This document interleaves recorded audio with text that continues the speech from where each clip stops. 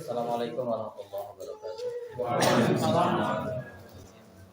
Alhamdulillah, Allahumma shalli wa sallim wa barik ala Muhammad wa ala alihi wa sahbihi wa man tabi'ahu ila yaumil qiyamah, amma ba'd. Bapak sekalian, rahimakumullah. Alhamdulillah, puji syukur kita panjatkan kehadirat Allah Subhanahu wa taala. Kita terus memujinya, mensyukuri nikmat-nikmatnya. Semoga dengan syukur inilah Allah mengokohkan nikmat yang ada, Allah menambah nikmat yang belum ada, terlebih lagi menambah keberkahan dari setiap nikmat yang kita dapatkan. Salawat dan salam senantiasa dilimpahkan kepada panutan kita Rasulullah Muhammad SAW, pada segenap keluarganya, para sahabatnya, dan seluruh umatnya sampai akhir zaman. Baik Bapak sekalian, kita akan lanjutkan dengan dakwah secara jahat, dakwah secara terang-terangan.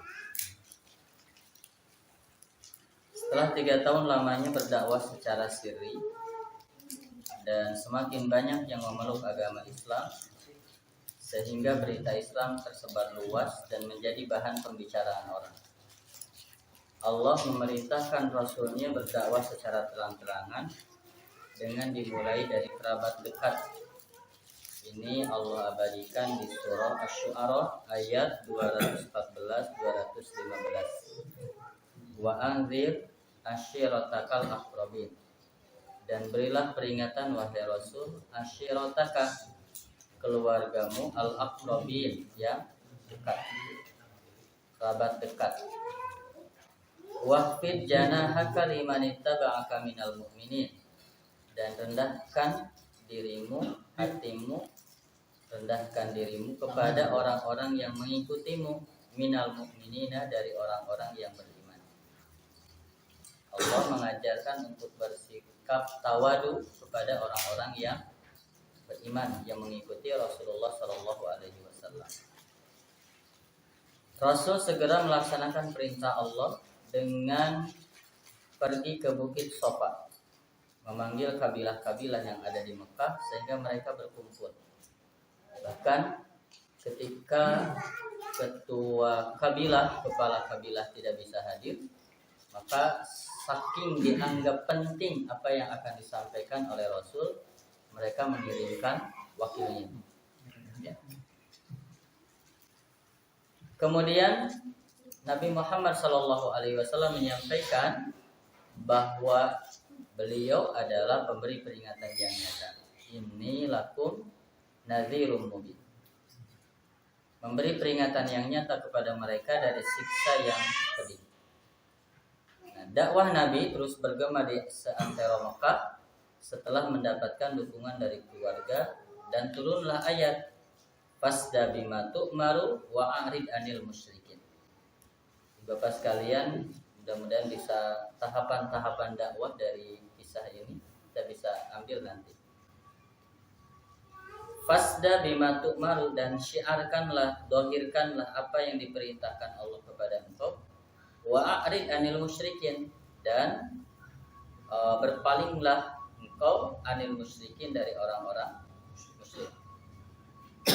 Maka sampaikanlah olehmu wahai Rasul secara terang-terangan apa yang diperintahkan Allah kepadamu, dan berpalinglah dari orang-orang musyrik. Maka Nabi langsung berdakwah secara terang-terangan kepada khalayak ramai. Dakwah Nabi secara terang-terangan ini ditentang dan ditolak oleh bangsa Quraisy dengan alasan bahwa mereka tidak dapat meninggalkan agama yang telah mereka warisi dari nenek moyang mereka dan sudah menjadi bagian dari tradisi kehidupan mereka. Ini alasan utama kenapa mereka tidak mengikuti Rasulullah. Memang meninggalkan kebiasaan itu bukan perkara mudah. Setelah tahu, untuk berubah itu bukan perkara mudah. Ada proses. Pada saat itu Rasul mengingatkan mereka akan perlunya membebaskan pikiran dan akal mereka dari belenggu taklid. Al-Baqarah ayat 170. Wa idza qila lahum ittabi'u ma anzalallah qalu bal nattabi'u ma alfaina alaihi aba'ana awalau kana aba'uhum la ya'qiluna syai'a wa la yahtadun. kalau dikatakan kepada mereka, ikutilah apa yang diturunkan Allah, mereka mengatakan, kami mengikuti apa yang telah kami dapatkan dari perbuatan nenek moyang kami. Awalau kana aba'uhum la ya'qiluna syai'aw wa la yahtadun. Walaupun nenek moyang mereka itu tidak mengetahui apapun dan tidak mendapat petunjuk. Nah, Bapak sekalian, ini ringkasan dari sejarah dakwah terang-terangan. Jadi kalau di bukunya bisa jadi berhalaman-halaman. Cuma ini singkatnya, ya. Dan sebagaimana yang disampaikan di awal, kita tidak membahas detail sejarahnya, tetapi bagaimana kita mengambil pelajaran dari sejarah. Jadi kita tidak membahas detail sirahnya, tetapi bagaimana kita bisa mengambil pelajaran dari sejarah. Kalau kita belajar sejarah berharap bukan menghafal sejarah, tetapi kita bisa belajar dari sejarah dan membuat sejarah baru. Begitu ya. Maka orang-orang besar rata-rata adalah orang yang menguasai sejarah. Jadi mereka paham betul, apalagi sejarah itu akan terus berulang. Watil kal ayyam nudawiluha bainan nas. Dan at-tarikh ya'udu nafsah. Sejarah itu akan mengulang dirinya. Jadi mulai dari fase di mana tertindas, fase di mana berjuang untuk bebas dari ketertindasan, fase di mana mengisi setelah kebebasan, fase di mana nanti ada generasi yang hanya menikmati. Baru setelah itu fase lemah dan akhirnya kembali lagi ke bawah. Gitu kan? Jadi ada fase masa tertindas, masa berjuang, masa membangun, masa menikmati hasil pembangunan, setelah itu terjajah kembali. Karena terlena dengan kemudahan-kemudahan yang sudah didapatkan. Baik Bapak sekalian, apa pelajaran yang pertama yang kita bisa dapatkan dari kisah ini? Yang pertama, belajar dari Rasulullah SAW cepat merespon setiap perintah Allah. Ada suratul istijabah, cepat merespon. Dimulai dari wa anzir ashiratakal aqrabin. Lalu Rasul kemudian mengumpulkan keluarganya. Lalu setelah itu fasda bima tu'maru. Ini tahapan berikutnya lebih terbuka lagi. Diajaklah kabilah-kabilah yang ada di Arab. Lalu Rasulullah pun menyampaikan. Jadi yang pertama ada suratul istijabah. Di dalam surah An-Nur ayat 51, inna makana qaulul mu'minin idza du'u ila Allahi wa rasulih liyahkuma bainahum ayyaqulu sami'na wa ata'na wa ulaika humul muflihun. Harusnya begitu. Setiap perintah ya kita ini jadi seperti prajurit, sami'na wa ata'na. Ketika Allah memerintah, ketika Rasul memerintah, kita jangan sampai mencari jalan lain di luar apa yang sudah digariskan Allah dan Rasulnya. Wa makana lil mu'minin wa la mu'minatin idza qadallahu wa rasuluhu amran ay yakuna lahumul khiyaratu min amrihi. Tidak pantas laki-laki, perempuan yang beriman kalau Allah sudah memutuskan lalu kemudian mencari pilihan lain. Maka sikapnya adalah sami'na wa ata'na, bukan sami'na wa asaina. Bukan sami'na wa asaina, tapi sami'na wa ata'na. Nah, ini pelajaran yang pertama. Jadi di saat wa anzir ashiratakal aqrabin, lalu kemudian fasda bima tu'maru. Nah, itu yang langsung dikerjakan oleh Rasulullah sallallahu alaihi wasallam. Yang kedua, ada pengkhususan kata keluarga terdekat, padahal dengan bahasa fasda bima tu'maru, ayah sampaikan secara terang-terangan apa yang diperintahkan Allah. Itu kan sudah mencakup seluruh manusia yang di dalamnya ada keluarga. Ya kan? Hanya dengan fasda bima tu'maru itu sudah tercover di sana. Karena dakwah ini dakwah sifatnya umum untuk semua orang, berarti kan di dalamnya ada keluarga. Tetapi Allah Subhanahu wa taala mengkhususkan sebelum keluar itu wa anzir asyiratakal aqrabi. Adanya pengkhususan dengan keluarga terdekat merupakan isyarat akan tahapan tanggung jawab seorang muslim, mulai dari dirinya, lalu keluarganya, masyarakatnya, baru sampai kemudian negara, baru sampai kemudian kita bercita-cita menjadi ustadziyatul alam, menjadi sosok guru bagi dunia. Jadi nggak bisa ujung-ujung kita ingin menguasai dunia, diri kita saja nggak dikuasai, nafsu kita lebih dominan, diajak sholat saja masih hese. Kalau ya, disuruh tilawah 1 juz saja untuk jalan-jalan, lalu kemudian kita bermimpi memimpin dunia. Ya, nah, dan bapak sekalian, kalau kita perhatikan at-tahrim, ku anfusakum wa ahli, jaga diri kalian. Jadi mulai dari diri, ibda binafsi. Rasulullah kita sudah bahas sampai kokoh mendapat iqra bismi rabbikal ladzi khalaq, itu bukan 1 hari. Kebiasaan senang Rasul uzlah itu sejak usia 37 tahun. Jadi mulai dari pengokohan diri. Ya, jadi persiapan diri. Bahkan ya Allah mempersiapkan Rasul itu sejak lahir kan. Sejak lahir, masa kanak-kanak, masa remaja, masa muda, sudah disiapkan sedemikian sampai akhirnya penempaan diri sehingga tidak ragu bahwa ini wahyu. Untuk menempa Rasulullah bahwa ini adalah wahyu, engkau adalah utusan Allah, itu bukan 1 hari. Proses sampai datang iqra bismi rabbikal ladzi khalaq itu hampir 3 tahun. Rasulullah kebiasaan uzlah di Gua Hira. Jadi bapak sekalian, nah ini mulai dari mana? Dari diri. Maka prosesnya islamun nafs, memperbaiki diri. Karena bagaimana mungkin orang yang tidak baik bisa memberi kebaikan? Yang akan diberikan itu adalah kebaikan, maka dia harus kaya dengan kebaikan. Yang akan disampaikan itu adalah keyakinan, maka dia harus kokoh dengan keyakinan. Dan itu ditempa oleh Allah Subhanahu wa taala. Jadi ini harus dengan ada pengkhususan ini bapak sekalian, inilah tahapan-tahapan tanggung jawab. Jadi nggak bisa kita ujuk-ujuk sampai rebut negara gimana? Ya di RTW ke LHY. Kemudian masuk karanan lebih besar juga LHY. Jadi tahapan-tahapan yang realistis, dan itu harus dimulai dari setiap pribadi.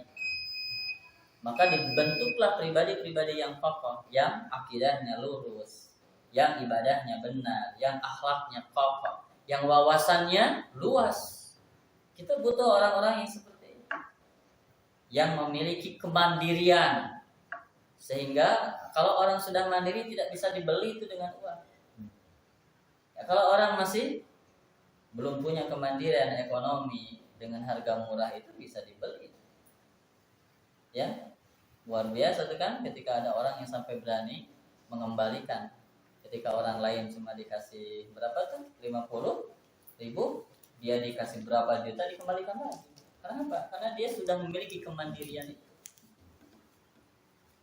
Jadi pribadi yang memiliki kemandirian ekonomi, pribadi yang memiliki kekuatan jasad.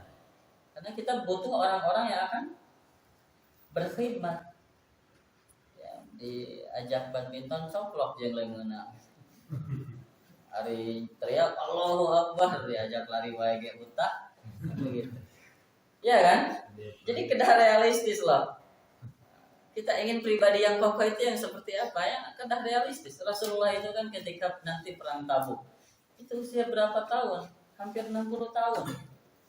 Dia berjalan hampir 300 kilo lebih. Kan begitu. Kebayang kekuatannya. Kekuatan Rasulullah. Bahkan kalau ada kayak pernah kayak waktu Khandaq membuat parit di saat ada batu yang tidak bisa dipecahkan oleh Umar, oleh Ali bin Abi Thalib. Mereka meminta kepada Rasulullah. Dan Rasul itu digambarkan sebanding dengan 50 kekuatan laki-laki biasa. Itulah Rasulullah. Maka di saat para sahabat terdesak ketika dalam peperangan, kata Ali bin Abi Thalib, maka kami berlindung di belakang Rasul. Dan Rasul ada di depan. Rasul yang mengatakan, aku adalah seorang nabi, aku bukan pendusta. Jadi bukan orang-orang yang di bawah yang dikorbankan. Rasul yang berada di garis paling depan. Itulah Rasulullah Shallallahu Alaihi Wasallam. Nah, termasuk apalagi dia memiliki penataan waktu yang baik.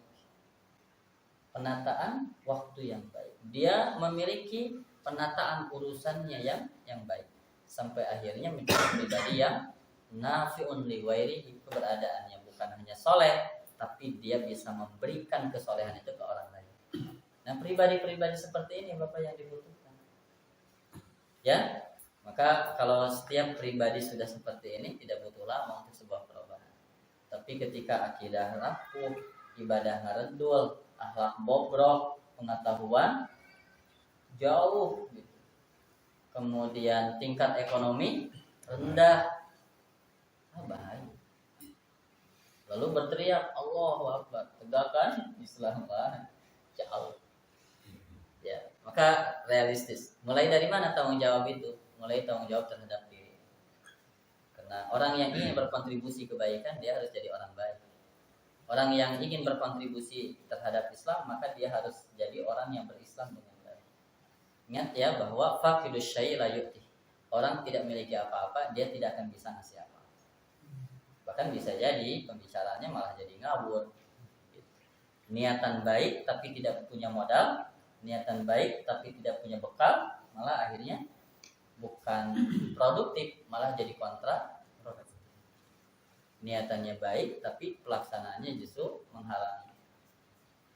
Baik, berikutnya kemana setelah itu? Penyebutan wa andir asyiratakal aqrabin menunjukkan tahapan setelah pribadi itu.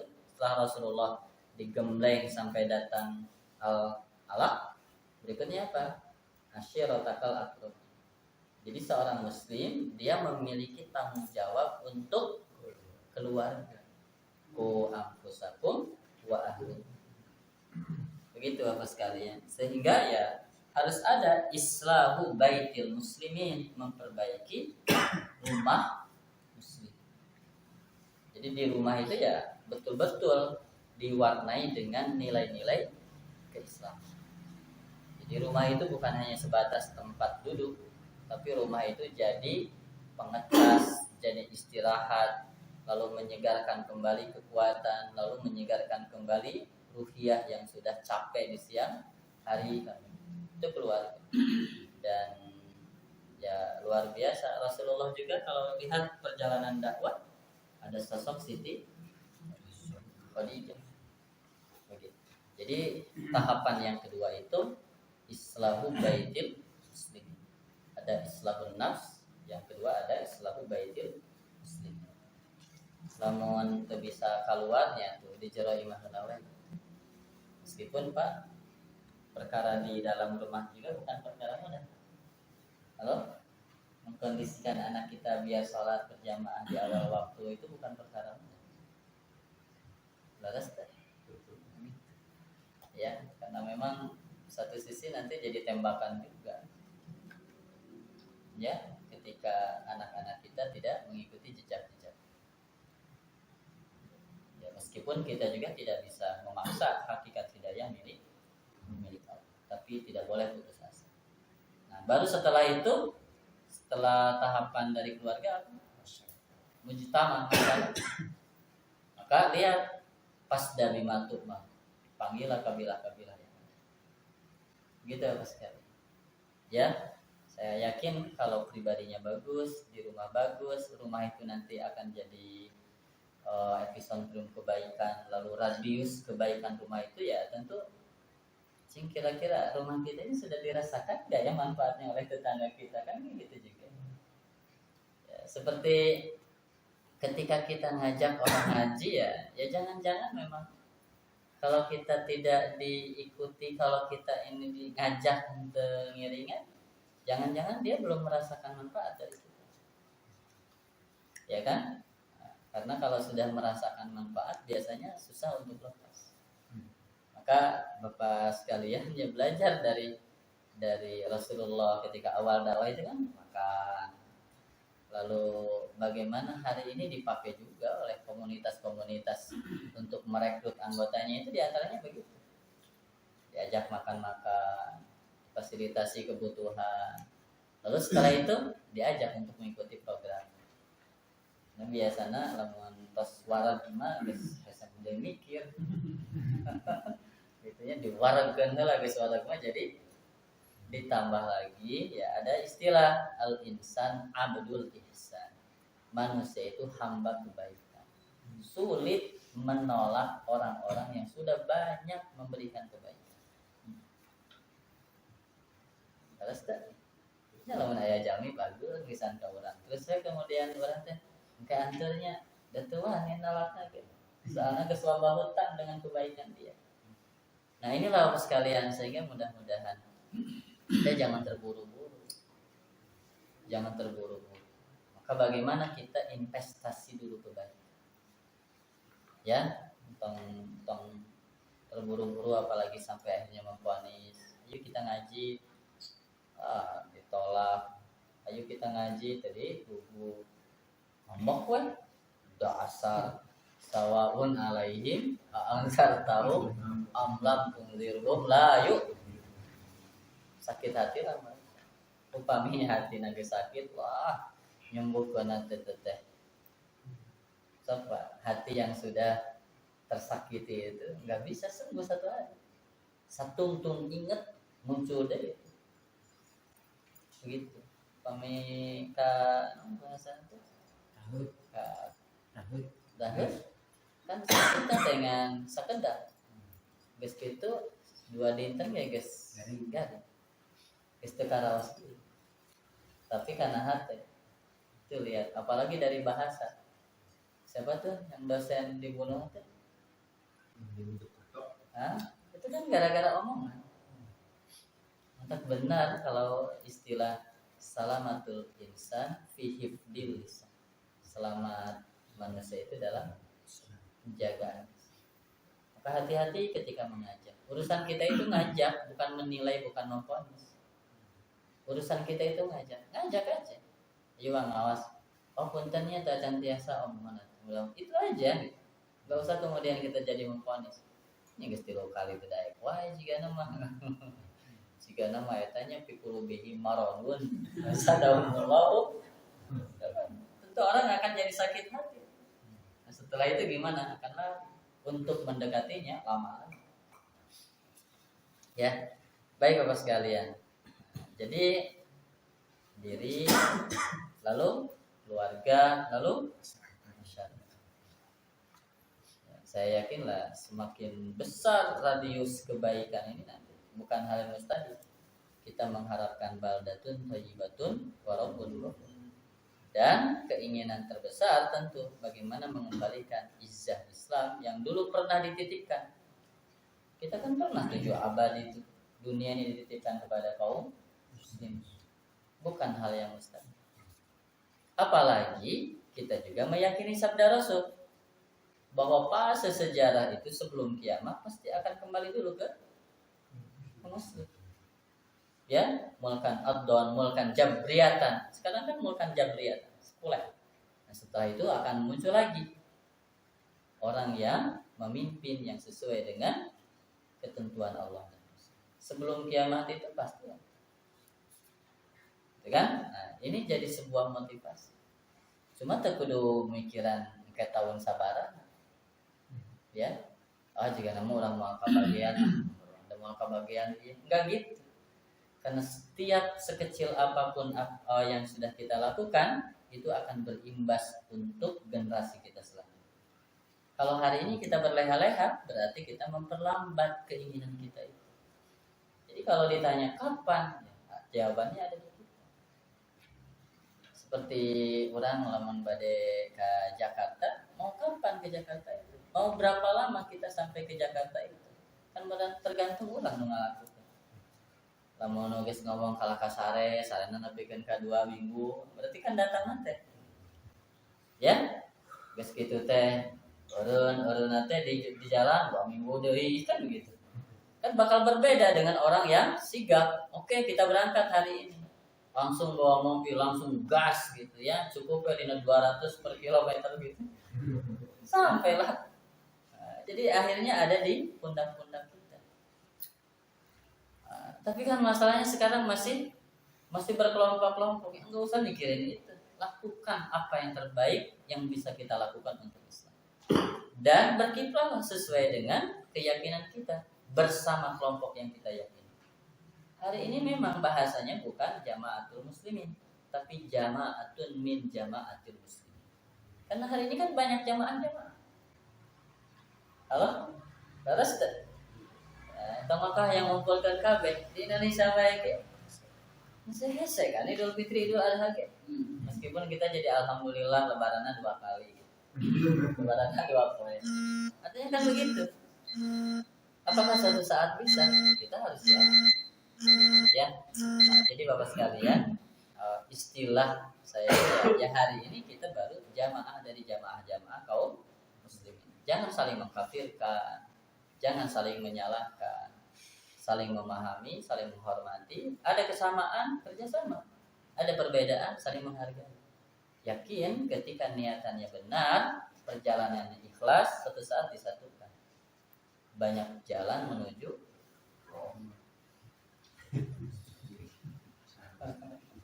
gitu ya. Jadi ingat Nabi masjid kita saja kan nggak satu pintu. Ya kan? Badai itu, badai dia, ujungnya kan ini ya. Ya, dengan berbagai istihad yang ada. Nggak usah kemudian menjadi pusing kalau menurut saya. Justru semakin banyak ragam, semakin banyak pilihan, kita bisa semakin mudah. Mana yang memang kita pahami, mudah diamalkan oleh kita, lakukan. Ya, baik Bapak sekalian. Jadi ini ada pengkhususan mengisyaratkan adanya tahapan tanggung jawab. Tahapan tanggung. Jadi sepakat kita harus kembali berjaya. Kita harus terus melaju untuk Indonesia maju. Ya. Tapi tahapan itu jangan dilupakan. Dan tahapan ini Bapak sekalian bukan berarti satu tahapan selesai, tahapan kedua ini lupa. Kebayang tuh upami tangga 1, 2, 3, 4, 5.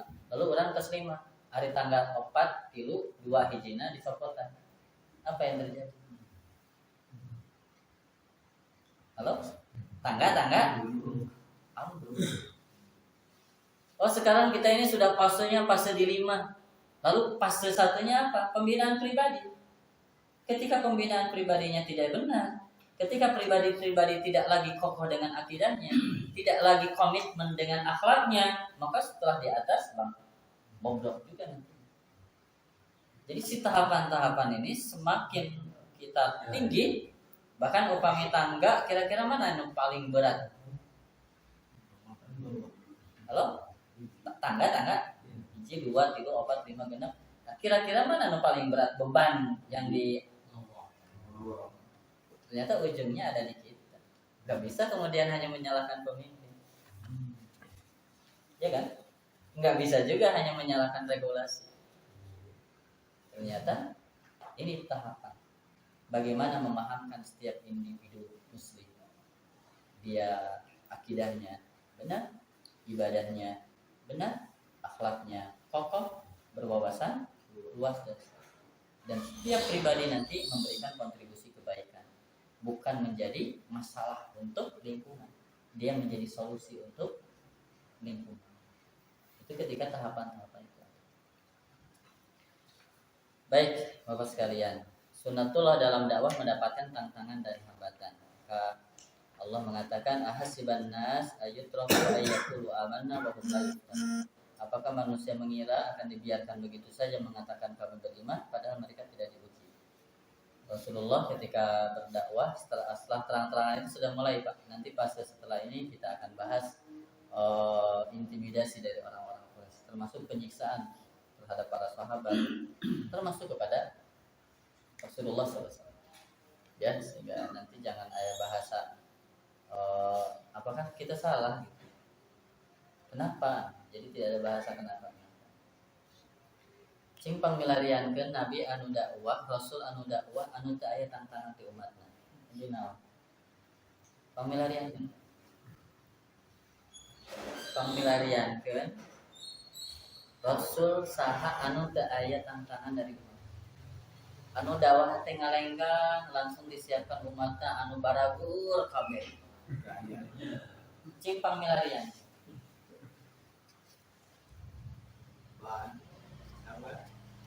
Ada? Ya langsung dipasihan umatnya anu baragur kabeh. Saleh kabeh. Dimulai dari pas Nabi Nuh alaihi salam. Berapa lama Nabi Nuh berdakwah? 950 tahun. Berapa orang yang masuk Islam? Sampai ujiannya istri dan anaknya tidak masuk. 950 totalitas lailau wa nahara, siang dan malam. Kan orang mengajaknya di sela-sela. Halo? Loba kene waktu gawe nah kan dibanding waktu ngajak ke ala kadar we tambah henteu SMS. Aya pangawasan hadirnya geus sakali. Itu kan? Enggak intens terus-terusan dikasih kabar tentang kegiatan-kegiatan. Dikasih kabar tentang rekaman kajian. Enggak juga kan? Jadi Bapak sekalian, Nabi Nuh itu lailau wa nahara. Bahkan dengan seluruh metode yang bisa dikerahkan, yang bisa dilakukan, mulai dari terang-terangan, mulai dari sembunyi-sembunyi, secara pribadi, secara kolektif, ditempuh sadayana.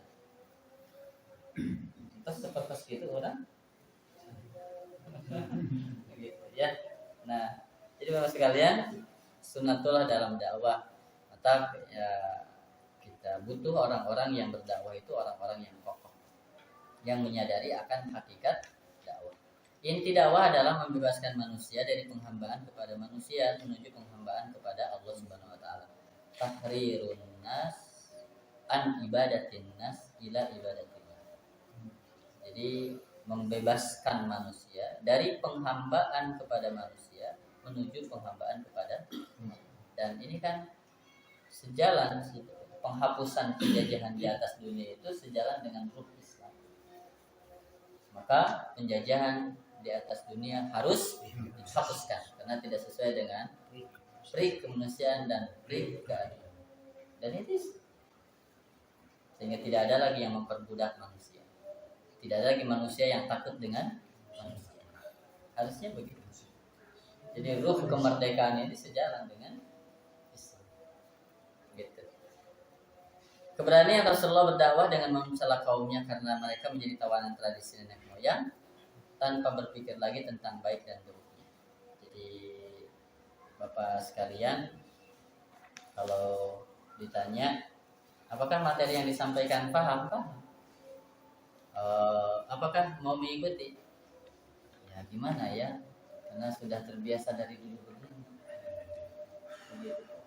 Jadi Bapak sekalian, ilmu dengan amal hal berbeda. Ya, belum tentu. Apakah orang yang yakin dengan dalil yang kuat itu otomatis bakal mengambil dalil kuat? Belum tentu juga. Ya, adat kakurung. Oh, berat. Maka butuh proses. Hanya di satu sisi kita hari ini di Indonesia mudah-mudahan lebih hati-hati juga, tidak mudah menyalahkan, tidak juga mudah mengkafirkan kan. Nah, kecuali sudah jelas-jelas kesalahan.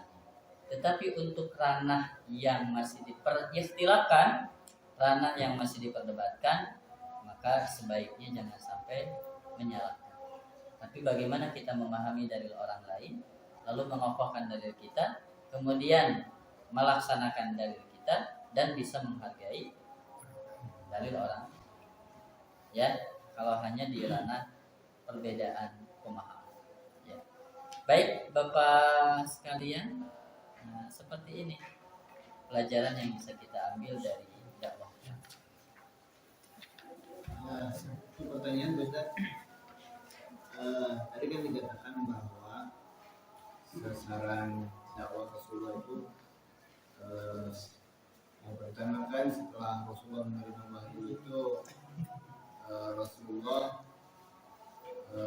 pada saat itu setelah menerima wahyu yang pertama diterima di Gua Hira, kemudian Rasulullah pulang. Setelah itu Rasulullah saat itu belum diperintahkan untuk menyampaikan bahwa secara saat keluar gitu. Saat itu kan Rasulullah belum beberapa bulan atau mungkin 1 tahun lebih lah Rasulullah belum menerima wahyu yang berikutnya, sehingga Rasulullah ada sedikit frustasi gitu kan, kenapa belum ada lagi wahyu yang turun gitu kan. Nah, setelah itu kan Rasulullah dapat menerima wahyu yaitu surat Al-Mudaththir gitu kan. Itu sudah beberapa lama gitu kan Rasulullah menunggu gitu kan wahyu-wahyu gitu. Ketika itu Rasulullah berdakwah dengan menjalani 2 metode, yaitu dakwah secara sendiri dan secara terang-terangan. Kemudian Rasulullah berdakwah yang menjadi sasaran utama adalah keluarga, kemudian ya tetangga, kemudian mungkin keluarga yang terdekatnya. Semuanya kan dari mereka itu masuk Islam gitu, terkecuali yaitu satu pamannya itu Abu Jahal. Nah, di sini kenapa Abu Jahal itu padahal dia itu adalah yang senantiasa melindungi Nabi. Kalau kemanapun Rasulullah pergi, Abu Jahal itu senantiasa memberikan kenyamanan keamanan gitu kan. Tapi ada apa gitu di balik itu, Abu Jahal itu tidak sempat dia mengucapkan la ilaha illallah sampai dia meninggal dunia gitu. Ya. Paman Nabi yang terang-terangan menyerang Nabi, Abu Lahab, sampai muncul tabbat yada Abi Lahab wa tab.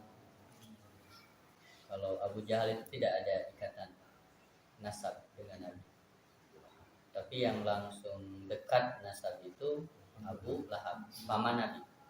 Abu Lahab itu orang yang ketika Nabi lahir begitu bahagianya dan menyuruh pembantunya Suaibah Aslamiyah untuk menyusui Nabi, saking bahagia.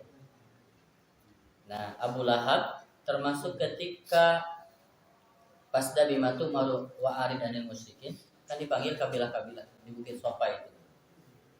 Nah, setelah disampaikan ini lakum nadhirum mubin, bahkan Rasulullah menyampaikan begini, apa pendapat kalian jika aku beritahu di belakang gunung ini ada musuh yang akan menyerang kalian? Antum musaddiq, apakah kalian membenarkan aku?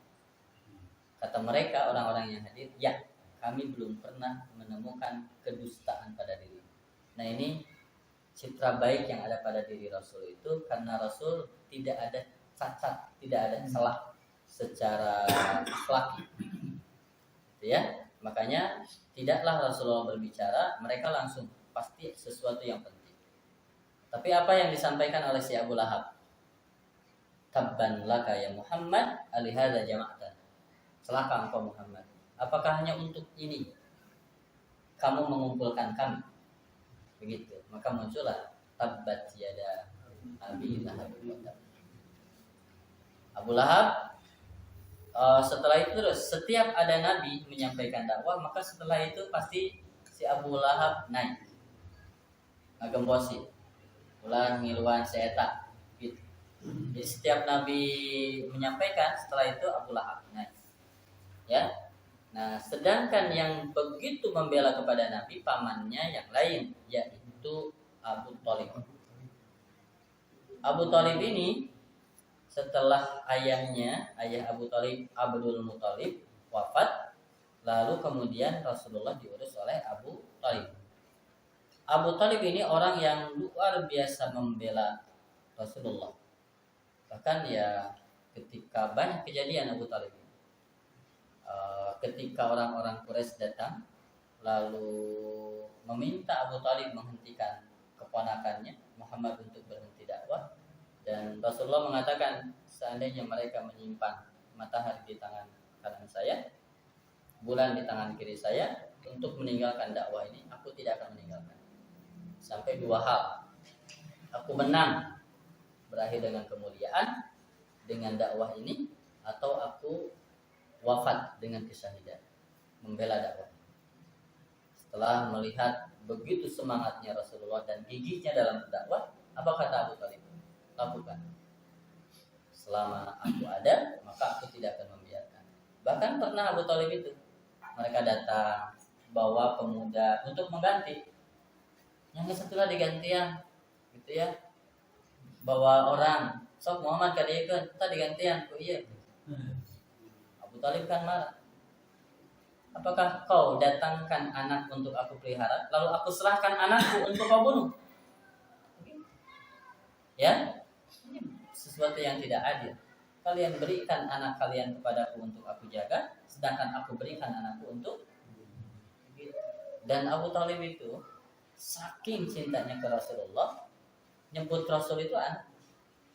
Makanya masih ingat nggak perjalanan ke Syam? Kata Buhairah, siapa ini? Ini anak. Kata Buhairah, tidak pantas anak ini masih memiliki ayah. Kata Buhairah, ya, kata Abu Thalib, ini anakku. Kata Buhairah, tidak pantas anak ini masih memiliki ayah. Baru Abu Thalib katakan, iya, ini adalah keponakan.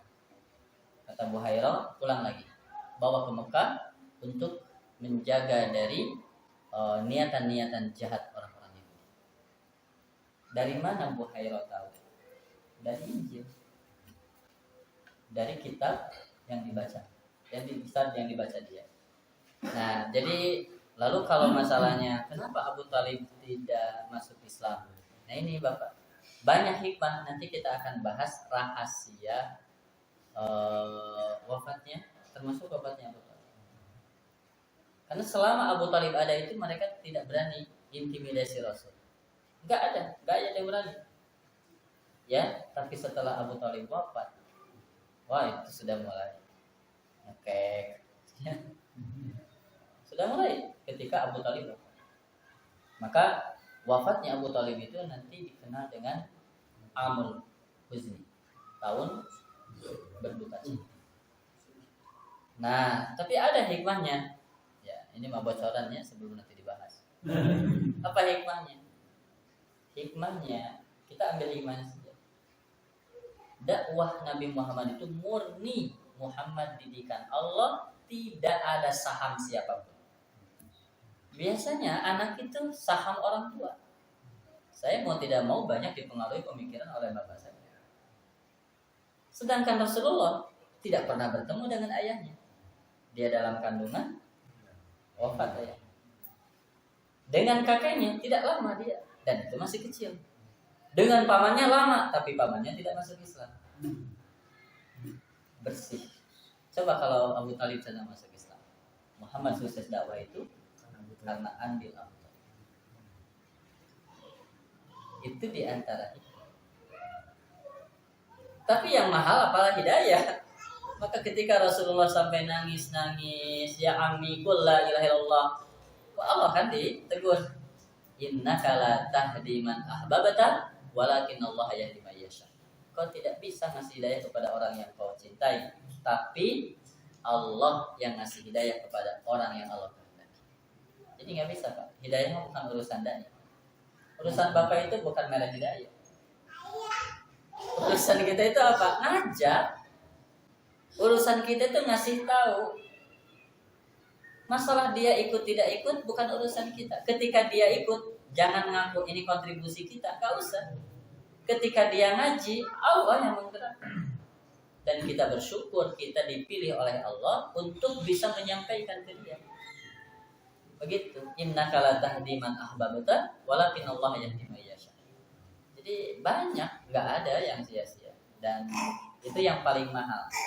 Sehingga kemurnian Islam. Karena Rasulullah kan tidak belajar ke siapapun. Rasul tidak belajar ke siapapun. Coba kalau Rasul kemudian kuliah, contoh nanti. Oh berarti Rasul itu dipengaruhi oleh guru-gurunya, oleh dosen-dosennya. Kan Rasul tidak. Sehingga murni dalam penjagaan Allah, murni bimbingan Allah. Nah itu termasuk dengan Abu. Kebayang gak lawan Abu contohnya gitu ya? Pasti orang ini sukses karena ada Abu Thalib. Ini pemikiran Muhammad Rasulullah jangan-jangan ada dipengaruhi oleh pemikiran, tapi itu kan tidak, karena beda pemikiran. Meskipun Abu Thalib begitu membela, tapi secara pemikiran berbeda. Baik Pak, bisi kasubuhannya dan nun alas lagi geus eueun. Ya, saya minta maaf. Aku lupa lihat astagfirullah. Sallallahu alaihi wasallam Muhammadin wa ala alihi wasallam. Assalamualaikum warahmatullahi wabarakatuh.